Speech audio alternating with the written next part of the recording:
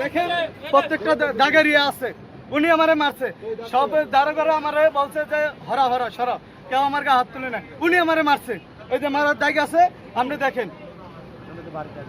বাড়ির দাগ আছে।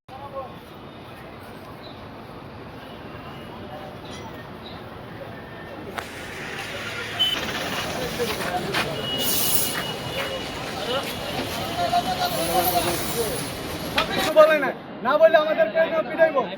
উনি কেন পিটাইবো? উনি আমাদের কিছু বলে না, উনি আমাদের নোটিশ দিতে পারতো যে উচ্ছেদ করলে চলে যাও, আমরা অবশ্যই চলে যেতাম ভাই। আমাদের কিছু বলে না, আমাদের আইসা মারধর করছে ভাই। উনি আমাদের ভাই মারধর করছে, দেখছেন তো ভাই আপনারা মিডিয়ার লোক, ঠিক আছে আমাদেরকে আগে বলা উচিত ছিল, কিন্তু উনি বলে না আমাদেরকে, উনি আগে মারধর শুরু করছে। এই স্যার, অবৈধ জিনিস আমাদের বসার অনুমতি নাই, আমাদের আগে তো বলা উচিত ছিল যে তোমরা বসো না, আমাদের কিছু না বলে আগে মারধর শুরু করছে। দেখছেন তো স্যার আপনাদের সামনে, ও বসার আগে কার কাছে বলে উঠছে?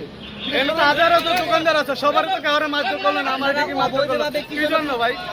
ভাই সবাই তো এই জায়গায় করে, ঠিক আছে আমিও করছি, সবার যদি অন্য হয় তাহলে আমারও তো একলা মারাটা উচিত ছিল না। সবার যদি হুমকি দিত তাহলে আমি মনে করতাম যে আমারও একলা হুমকি দিতে, আমার তো একলাই আইসা মারধর শুরু করছে, কি জন্য মারধর করেছে হ্যাঁ জানে আর আল্লাহ জানে।